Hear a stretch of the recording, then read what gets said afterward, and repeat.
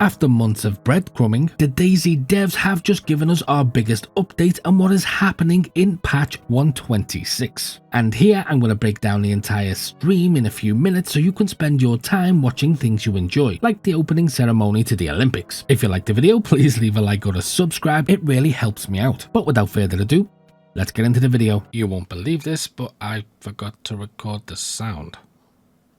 I'm a moron.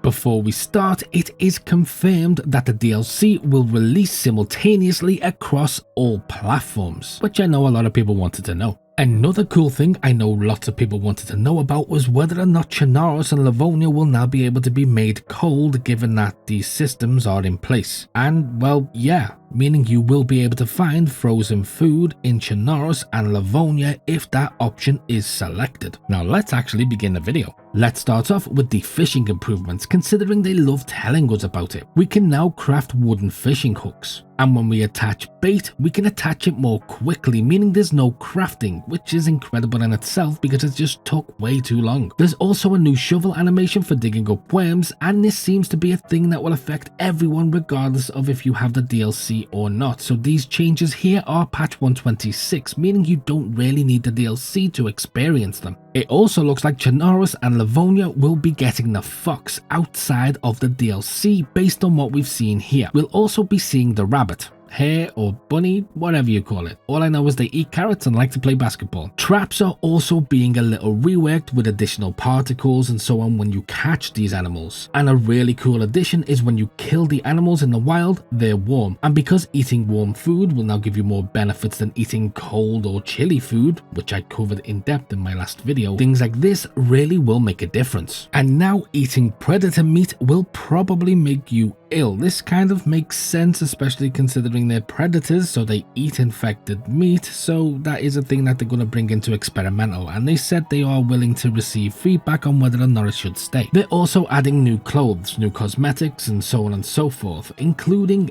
this, the Shemak, which is super useful for staying warm. You can wrap it around your neck or around your head, turning it into a cool hood, which, let's face it, we all love cool hoods. And now if you kill wolves in a certain way that doesn't damage their head, you can now get, well, their heads, which is really cool. Who doesn't want to wear their enemies' heads on their head? It would be weird to not want to do that. They also sort of confirmed but not confirmed that we'll be getting a winter ghillie suit, which is really cool and a much requested item. Again, confirmed but didn't confirm. This isn't all they're adding, and they are apparently being more specific with what clothing they add to what map, but this is still a cool addition. They also showed off the altitude system, which lets fog settle on lower altitudes, giving you the ability to rise above it the higher you go, and PC will have a much better draw distance. However, this is cool because it's on the client side, meaning you won't see players further away, you'll just see the landscape further away, so there's no unfair advantage depending on hardware. They've also limited the camera when drinking, which is going to be a weird change and many players might not be okay with it. Oh, and force feeding can now only be done from the front, which definitely makes sense. The common cold has also been rebalanced, and they've added an additional stage, meaning it will have way more downsides if you get it. Next, it seems as though the DLC